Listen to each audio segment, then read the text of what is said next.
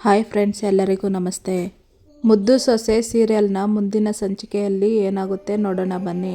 ನೋಡೋದಕ್ಕೂ ಮುಂಚೆ ವಿನೋದ YM vlogs ಇನ್ನೂ ಯಾರು ಸಬ್ಸ್ಕ್ರೈಬ್ ಆಗಿಲ್ವೋ ಪ್ಲೀಸ್ ಸಬ್ಸ್ಕ್ರೈಬ್ ಆಗಿ. ಬೇರೆ ಏನಿದ್ದದೋ ಆ ಕಾಲುಂಗ್ರನ್ನು ಬಿಚ್ಕೊಡು ಅಂತ ಸಾವಿತ್ರಿ ಕೇಳ್ತಾಳೆ.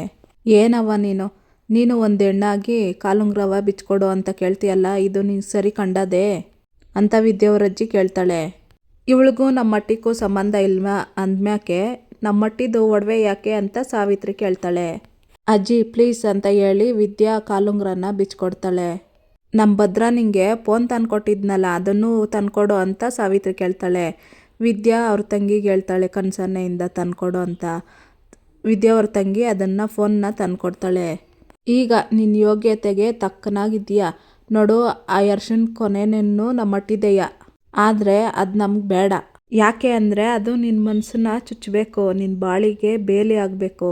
ಅದಕ್ಕಾದರೂ ಅದು ನಿನ್ನ ಹತ್ರನೇ ಇರಬೇಕು ಅಂತ ಹೇಳ್ತಾ ಬಂದೆ ಅಂತ ಹೇಳಿ ಸಾವಿತ್ರಿ ಒಡವೆನೆಲ್ಲ ತಗೊಂಡು ಹೋಗಿ ಕಾರಲ್ಲಿ ಇಟ್ಬಿಟ್ಟು ಬರ್ತಾಳೆ.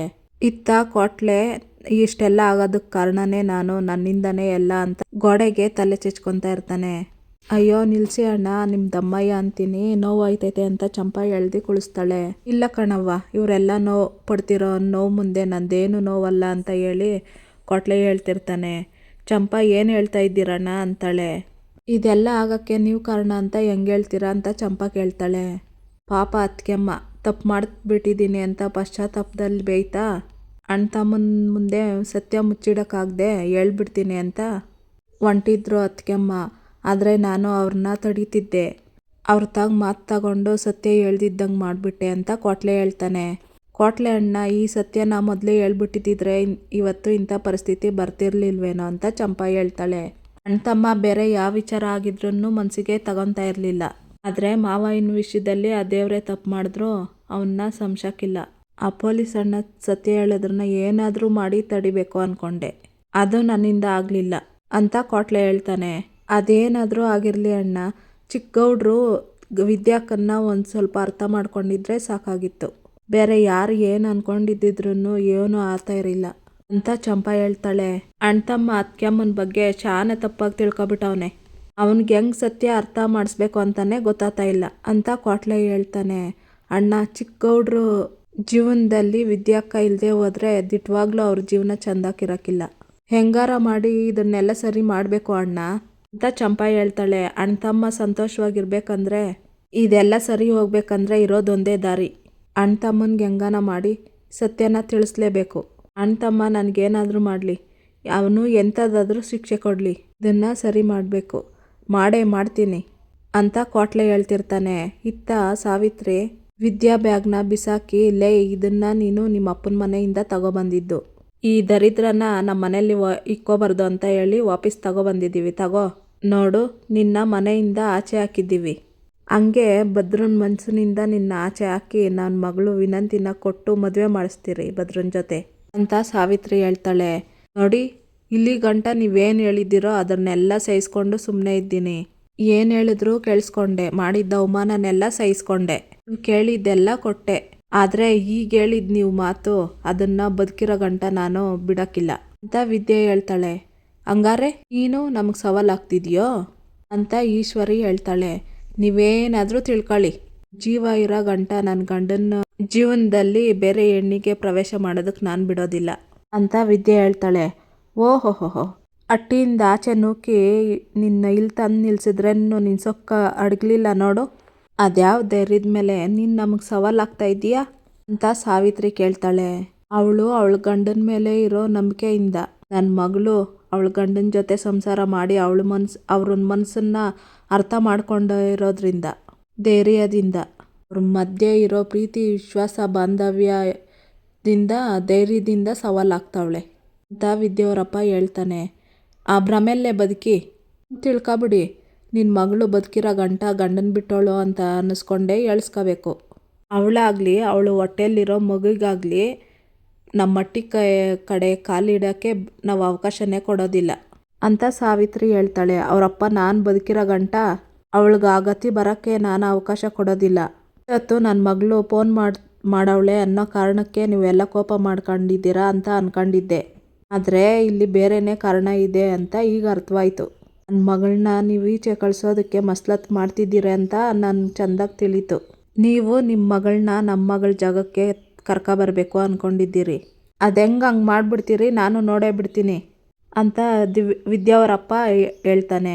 ಬೇಡ, ನಮ್ಮ ಮುಂದೆ ಕೂಟೆ ಈ ಸವಾಲು ಬೇಡ ಅಂತ ಈಶ್ವರಿ ಹೇಳ್ತಾಳೆ. ಸವಾಲೇ ಹಾಕ್ತೀನಿ, ಈಗ ಹೇಳ್ತೀನಿ ಕೇಳಿಸ್ಕೊಳ್ಳಿ. ಇನ್ನು 48 ಗಂಟೆಗಳ ಒಳಗಡೆ ನನ್ನ ಮಗಳು ಅವಳು ಗಂಡನ ಮನೇಲಿ ಇರ್ತಾಳೆ. ನೀವೇ ನಿಮ್ಮ ಕೈಯಾರ ನನ್ನ ಮಗಳಿಗೆ ಆರತಿ ಮಾಡಿ ಕರ್ಕೊಂಡೋಗಂಗೆ ಮಾಡಿದಿದ್ರೆ ನನ್ನ ಹೆಸರು ಚೆಲುವರಾಜನೇ ಅಲ್ಲ. ಇದನ್ನು ಸವಾಲು ಅಂತ ಆದರೂ ತಿಳ್ಕೊಳ್ಳಿ, ಇಲ್ಲಾಂದರೆ ಶಬ್ದ ಅಂತ ಆದರೂ ತಿಳ್ಕೊಳ್ಳಿ ಅಂತ ವಿದ್ಯಾವರಪ್ಪ ಹೇಳ್ತಾ ಇರ್ತಾನೆ.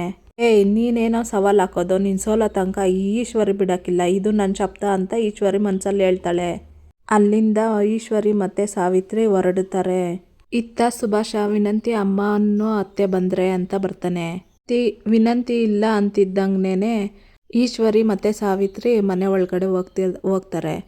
ಬಂದ್ಬಿಟ್ರಾ, ಬನ್ನಿ, ಓದ್ ಕೆಲಸ ಏನಾಯಿತು, ಒಡವೆ ಎಲ್ಲ ಸುಮ್ಕೆ ಕೊಟ್ಲೆ ಅಂತ ವಿನಂತಿ ಕೇಳ್ತಾಳೆ. ಯಾರ ಅಪ್ಪನ ಮನೆದು ಅಂತ ಕೊಡದೇ ಇರ್ತಾಳೆ. ಎಲ್ಲನೂ ಬಂದಿದ್ದೀವಿ ಅಂತ ಈಶ್ವರಿ ಹೇಳ್ತಾಳೆ. 1 ಗ್ರಾಮ ಬಿಡ್ದಂಗೆ ಎಲ್ಲ ಬಂದ್ವಿ ಅಂತ ಸಾವಿತ್ರಿ ಹೇಳ್ತಾಳೆ. ಸೂಪರ್, ಒಳ್ಳೆ ಕೆಲಸನೇ ಮಾಡಿದ್ದೀರಾ. ಈ ಒಡವೆ ಕೊಡಬೇಕಾದ್ರೆ ಆ ಚೆಲುವನ ಮುಖ ಬಾಡೋದಂಗೆ ಒಳ್ಳೆ ಅರಳೆಣ್ಣೆ ಕುಡ್ದಂಗೆ ಆಗಿರ್ಬೇಕಲ್ವಾ ಅಂತ ಸುಭಾಷ ಕೇಳ್ತಾನೆ. ಸಾವಿತ್ರಿ ಮತ್ತು ಈಶ್ವರಿ ಮುಖ ನೋಡ್ಕೊತಾಳೆ. ಯಾಕಮ್ಮ, ಅವನೇನಾದರೂ ಕಿರಿಕ್ ಮಾಡಿದ್ನಾ ಹೆಂಗೆ ಅಂತ ಸುಭಾಷ ಕೇಳ್ತಾನೆ. ಅವನೆಲ್ಲಿ ಕಿರಿಕ್ ಮಾಡ್ತಾನೆ, ಕಾಲು ಹಿಡ್ಕೊಂಡು ಬೇಡ್ಕೊಂಡಿರ್ತಾನೆ ಆಟೆಯ ಅಂತ ಚಿತ್ರ ಹೇಳ್ತಾಳೆ. ಇಲ್ಲ ಚಿತ್ರ, ಇಟೆಲ್ಲ ಆದರೂ ಒಂಚೂರು ಕೊಬ್ಬು ಕರ್ಗಿಲ್ಲ ಅಂತೀನಿ, ಒಳ್ಳೆ ಬಾಲ ತುಳ್ಸ್ಕೊಂಡಿರೋ ಆ ಥರ ಬುಸ್ಕೊಡ್ತಾ ಇದ್ದ ಅಂತ ಸಾವಿತ್ರಿ ಹೇಳ್ತಾಳೆ. ಅವೋ ಅದೇನಾಯಿತು ಅಂತ ಹೊಸಿ ಸರಿಯಾಗಿ ಹೇಳವ್ವ ಅಂತ ವಿನಂತಿ ಕೇಳ್ತಾಳೆ. ಚೆಲ್ವ ಅಂತ ಹೇಳಿ ಎಲ್ಲ ವಿವರವಾಗಿ ಹೇಳ್ತಿರ್ತಾಳೆ ಸಾವಿತ್ರಿ.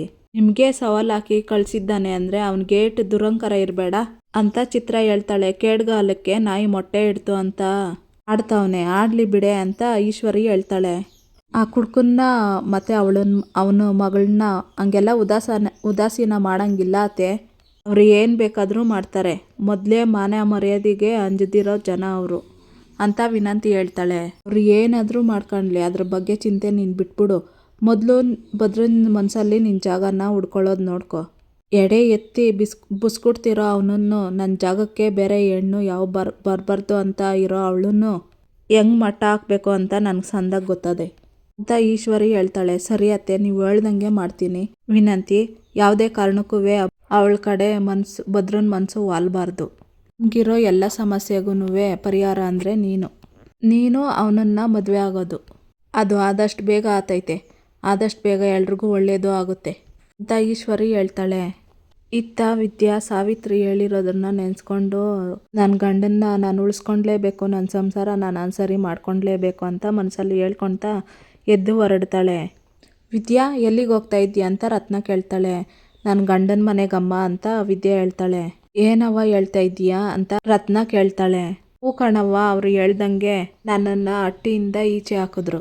ಈಗ ನೋಡಿದ್ರೆ ಗೌಡ್ರನ್ನ ಬೇರೆ ಲಗ್ನ ಮಾಡ್ತೀರಿ ಅಂತ ಹೇಳಿ ಸಪ್ತಾಹ ಮಾಡಿ ಸವಾಲು ಹಾಕ್ಬಿಟ್ಟೋಗವ್ರೆ. ಅವ್ರು ಏನು ಅಂತ ಗೊತ್ತಿದ್ದೂ ನಾನು ಇಲ್ಲಿರೋದು ಸರಿಯಾಗಿಲ್ಲ ಅವ್ವ. ಅದೇನಾಗುತ್ತೋ ಆಗಲಿ, ನಾನು ಅಲ್ಲಿಗೆ ಹೊಂಟೋಯ್ತೀನಿ ಅಂತ ವಿದ್ಯೆ ಹೇಳ್ತಾಳೆ. ಅಲ್ಲ ಕಣವ್ವ, ಅವರು ನಿನ್ನ ಹಟ್ಟಿಯಿಂದ ಆಚೆ ಹಾಕವ್ರೆ ಅಂಥದ್ರಲ್ಲಿ ಅಂತ ರತ್ನ ಹೇಳ್ತಾಳೆ. ಕೊಂದಾಕ್ಬಿಟ್ಟಾರೆ, ಹಂಗೇನಾದರೂ ಅವ್ರು ನನ್ನ ಸಾಯಿಸ್ತಾರೆ ಅಂತಂದರೆ ನೆಮ್ಮದಿಯಾಗಿ ಸತ್ತೋಗ್ತೀನಿ ಕಣವ್ವ. ಅದೇನೇ ಆಗಲಿ ನನ್ನ ಸಂಸಾರನ ನಾನು ಉಳಿಸ್ಕೊಂಡ್ಲೇಬೇಕು ಅಂತ ಹೊರಡಕ್ಕೆ ಹೋಗ್ತಾಳೆ ವಿದ್ಯಾ. ನಿಂತ್ಕೋ, ನಾನು ನಿಮ್ಮಪ್ಪ ನಾನು ಬದುಕಿರೋ ಗಂಟ ನಿನ್ನ ಸಂಸಾರನ ಹಾಳಾಗಕ್ಕೆ ಬಿಡಲ್ಲ.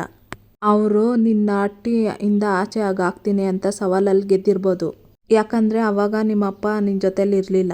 ಆದರೆ ಇವಾಗ ಅವ್ರ ಮುಂದ್ಗುಟೆ ಇರೋದು ಈ ಚೆಲ್ವ ಅಂತ ವಿದ್ಯಾವರಪ್ಪ ಹೇಳ್ತಾನೆ.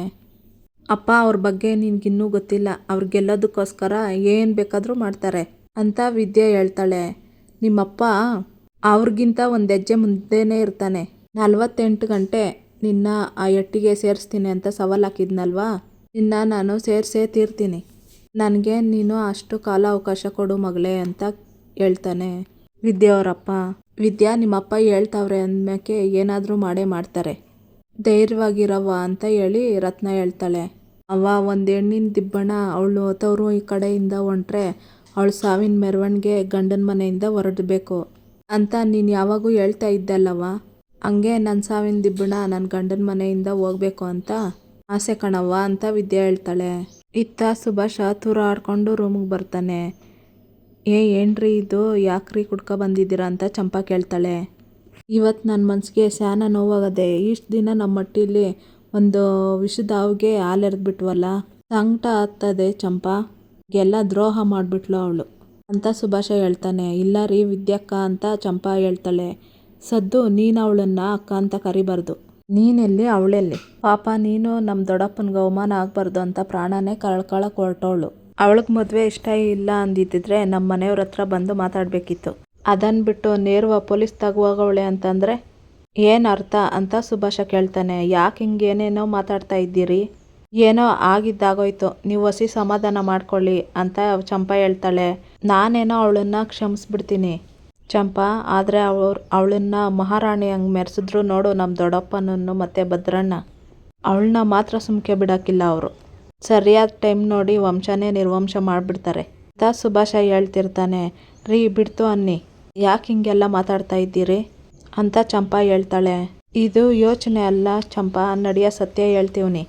ಅವಳು ಮಾಡಿರೋ ಕೆಲಸ ನೆನೆಸ್ಕೊಂಡ್ರೆ ಅಂತ ಹೇಳ್ತಾ ಕೆಂಬಂದಿರಂಗೆ ನಾಟಕ ಆಡ್ತಿರ್ತಾನೆ ಸುಭಾಷ. ರೀ ಏನಾಯಿತು ಅಂತ ಚಂಪಾ ಕೇಳ್ತಾಳೆ. ಒಸಿ ಕುಡಿಯೋಕೆ ನೀರು ತಗೋಬಾ ಅಂತ ಹೇಳ್ತಾನೆ ಸುಭಾಷ. ಇರಿ ತರ್ತೀನಿ ಅಂತ ಚಂಪಾ ಹೋಗ್ತಾಳೆ. ಚಂಪಾ ಹೋಗ್ತಿದ್ದಂಗೆ ಸುಭಾಷ ನಗಾಡ್ಕೊಂಡು ಏನೋ ಒಂದು ಪ್ಲ್ಯಾನ್ ಮಾಡಿ ವಿದ್ಯನ್ನ ಹಟ್ಟಿಯಿಂದ ಆಚೆಗೆ ಹಾಕಿದ್ದಾಯ್ತು. ಇನ್ನು ನಿನ್ನೂ ಸೂಪರ್ ಪ್ಲ್ಯಾನ್ ಮಾಡಿ ನಿನ್ನೂ ಹಟ್ಟಿಗೆ ಆಚೆಯಿಂದ ಹಾಕ್ಲಿಲ್ಲ ಅಂತಂದರೆ ನನ್ನ ಹೆಸರು ಸುಭಾಷನೇ ಅಲ್ಲ, ನೋಡ್ತಾ ಇರೋ ಅಂತ ಹೇಳ್ಕೊತಿರ್ತಾನೆ ಸುಭಾಷ. ಇತ್ತ ವಿನಂತಿ ಭದ್ರನ ಕೋಣೆಯಲ್ಲಿ ಬಂದು ಭದ್ರಾಗೆ ಬೆಡ್ಶೀಟ್ ಹೊತ್ತಿಸಿ, ಯಾವತ್ತಿದ್ರೂ ನೀನು ನನ್ನವನೇ ಮಾವ, ಯಾರು ಏನೇ ಮಾಡಿದ್ರು ನಿನ್ನನ್ನು ನಾನು ಯಾರಿಗೂ ಬಿಟ್ಕೊಡೋಕ್ಕಿಲ್ಲ. ಇನ್ನು ಮುಂದೆ ನಿನ್ಗೆ ಒಂದು ಸಣ್ಣ ನೋವು ಆಗದಿದ್ದಂಗೂ ನಾನು ನೋಡ್ಕೊತೀನಿ. ಆದಷ್ಟು ಬಿರ್ನೆ ನಿನ್ನ ಮನಸ್ಸಿನಲ್ಲಿರೋ ಸಂಕಟನ ದೂರ ಮಾಡ್ತೀನಿ. ಅವಳು ನೆನಪಿಂದ ಆಚೆ ಕರ್ಕೊಬರ್ತೀನಿ. ಈಗ ಮಲಿಕೋ ಮಾಮ ಅಂತ ಮನಸ್ಸಲ್ಲಿ ಹೇಳ್ಕೊತ ವಿನಂತಿ ರೂಮಿಂದ ಹೊರಗಡೆ ಬಾಗ್ಲು ಹಾಕ್ಕೊಂಡು ಬರ್ತಾಳೆ. ಅಯ್ಯೋ ಅಯ್ಯೋ ನನ್ನ ಬಂಗಾರ, ನನ್ನ ಚಿನ್ನ ವಿನಂತಿ, ನಿನ್ಗಿಷ್ಟೊಂದು ಬುದ್ಧಿ ಇದೆಯೇನೆ? ನಿನ್ನ ಬುದ್ಧಿಗೆ ನನ್ನ ದೃಷ್ಟಿ ತಾಕ್ಬಿಟ್ರೇ ಕಷ್ಟ. ದೃಷ್ಟಿ ತೆಗಿತೀನಿ. ಬೆರಳು ತೋರಿಸಿದ್ರೇ ಅಸ್ತಾನೆ ನುಂಗ್ಬಿಡ್ತೀಯಲ್ಲೇ. ನಿನ್ನ ಭದ್ರಮಾಮಂಗೆ ಇಷ್ಟೊಂದು ಹತ್ರ ಆಗ್ತಿರೋದು ನೋಡಿದ್ರೆ ಆದಷ್ಟು ಬೇಗ ಕನಸು ನನಸಾಗ್ತದೆ ಬಿಡು ಅಂತ ಸಾವಿತ್ರಿ ಹೇಳ್ತಾಳೆ. ನಾನು ಭದ್ರಮಾಮನ ಕುಟೆ ಇದ್ಕೊಂಡು ಮಾಮನ ಮನಸ್ಸೊಳಗಡೆ ಅವಳಷ್ಟು ಪ್ರೀತಿ ಮೀರಿಸೋ ಅಂತ ಪ್ರೀತಿ ಕೊಟ್ಕೊಂಡು ಅವಳನ್ನ ಮರೆಯಂಗೆ ಮಾಡ್ತೀನಿ. ತಪ್ಪಿಯೂ ಅವಳು ಈ ಹಟ್ಟಿಗೆ ಬರ್ತಾಳೆ ಅಂತಂದರೆ ಅವಳು ಈ ಹಟ್ಟಿಗೆ ಕಾಲು ಮಡ್ಗೋಕ್ಕೂ ಮುಂಚೆನೇ ನಾನು ಭದ್ರಮಾಮನ ಮನಸ್ಸನ್ನು ಹೊಲಿಸ್ಕೊಂಡು ಜಾಗ ಮಾಡ್ಕೊತೀನಿ ಕಣವ್ವ ಅಂತ ವಿನಂತಿ ಹೇಳ್ತಾಳೆ. ಇದೇ ಕಣವ್ವ ನನಗೂ ಬೇಕಾಗಿರೋದು. ನೀನು ಭದ್ರನ ಕಟ್ಕೊಂಡೆ ಅನ್ನೋ ಸಂತೋಷಕ್ಕಿಂತ ನನಗೆ ಬೇರೆ ಇನ್ನೇನು ಬೇಕು ನೀನೇ ಹೇಳು. ನನ್ನ ಮಗಳಾಗಿ ಇದೊಂದು ಮಾಡಿಕೊಟ್ಬಿಡು ಸಾಕು. ಆಗ ನನ್ನ ಮಗಳು ಅಂತ ಹೆಮ್ಮೆಯಿಂದ ಹೇಳ್ಕೊಂಡು ಓಡಾಡ್ತೀನಿ. ಆಮೇಲೆ ನಿನ್ನ ಭದ್ರನ ಹೆಂಡ್ತಿ ಅನ್ನಿಸ್ಕೊಬಿಟ್ಟೆ ಅಂತಂದರೆ ನಿನ್ಯಾರೂ ಹಿಡಿಯೋಕ್ಕಾಗಕ್ಕಿಲ್ಲ ಅಂತ ಸಾವಿತ್ರಿ ಹೇಳ್ತಾಳೆ. ಖಂಡಿತ ನಿನ್ನ ಆಸೆ ಈಡೇರಿಸ್ತೀನಿ ಕಣವ್ವ. ಭದ್ರಮಾಮ ನನಗೆ ತಾಳಿ ಕಟ್ಟೋದನ್ನು ಯಾರ ಕೈಲಿಂದನೂ ತಪ್ಸೋಕ್ಕಾಗಕ್ಕಿಲ್ಲ ಅಂತ ವಿನಂತಿ ಹೇಳ್ತಾಳೆ. ಇತ್ತ ವಿದ್ಯಾ ಭದ್ರ ಮತ್ತು ವಿದ್ಯಾ ಸಂತೋಷದ ದಿನಗಳನ್ನ ನೆನೆಸ್ಕೊತ ಅಳ್ತಿರ್ತಾಳೆ. ವಿದ್ಯಾ ಒತ್ತಾರೆಯಿಂದ ಏನು ತಿನ್ನಲಿಲ್ಲ, ಒಂದೇ ಒಂದು ತುತ್ತು ಅನ್ನ ತಿನ್ನವ್ವ ಅಂತ ವಿದ್ಯಾ ಅವ್ರ ಅಜ್ಜಿ ಬರ್ತಾರೆ ಊಟ ಎತ್ಕೊಂಡು. ನನಗೆ ಬೇಡ ಅಜ್ಜಿ ಅಂತ ವಿದ್ಯಾ ಹೇಳ್ತಾಳೆ. ಹಂಗೆ ಹೇಳ್ಬೇಡ ಕಣವ್ವ, ನೀನು ಕೋಪ ಬೇಸರನೆಲ್ಲ ಊಟದ ಮೇಲೆ ತೋರಿಸಿದ್ರೆ ನಿನ್ನ ಆರೋಗ್ಯ ಹಾಳಾಗ್ತೈತೆ. ಹಂಗೆ ಹೇಳ್ಬೇಡವ್ವ, ಒಂದೇ ಒಂದು ತುತ್ತು ತಿನ್ನು ಅಂತ ವಿದ್ಯಾ ಅವ್ರ ಅಜ್ಜಿ ಹೇಳ್ತಾಳೆ. ನನ್ನ ಜೀವನನೇ ಸೂತ್ರ ಇಲ್ದಿರೋ ಗಾಳಿಪಟ ಆಗದೆ, ಹಂಗಿರ್ಬೇಕಾದ್ರೆ ಆರೋಗ್ಯ ಕಟ್ಕೊಂಡು ಏನಜ್ಜಿ ಮಾಡಲಿ ಅಂತ ವಿದ್ಯಾ ಕೇಳ್ತಾಳೆ. ಸೂತ್ರ ಕಿತ್ತೋಗಿರ್ಬೋದು, ಆದರೆ ದಾರ ಇನ್ನೂ ನಮ್ಮ ಕೈಯಾಗೆ ಐತೆ. ನಿಧಾನಕ್ಕೆ ಕೆಳಗಿಳಿಸ್ಕೊಂಡು ನಾವೇ ಸರಿಪಡಿಸ್ಕೋಬೋದಮ್ಮ ಅಂತ ಅಜ್ಜಿ ಹೇಳ್ತಿರ್ತಾರೆ. ನನ್ನ ಗಂಡ ಅಲ್ಲಿ ಹಸ್ಕೊಂಡಿರ್ಬೇಕಾದ್ರೆ ನಾನಿಲ್ಲಿ ಹೆಂಗಜ್ಜಿ ತಿನ್ನಲಿ ಅಂತ ವಿದ್ಯೆ ಹೇಳ್ತಾಳೆ. ಇಲ್ಲಿಗೆ ಈ ಸಂಚಿಕೆ ಮುಕ್ತಾಯವಾಗುತ್ತೆ. ಯಾರು ನಮ್ಮ ಚಾನಲ್ನ ಇನ್ನೂ ಸಬ್ಸ್ಕ್ರೈಬ್ ಮಾಡಿಲ್ಲೋ ಪ್ಲೀಸ್ ಸಬ್ಸ್ಕ್ರೈಬ್ ಆಗಿ. ಹಾಗೆ ಈ ವಿಡಿಯೋ ನೋಡಿದ್ದಕ್ಕಾಗಿ ಎಲ್ಲರಿಗೂ ಧನ್ಯವಾದಗಳು.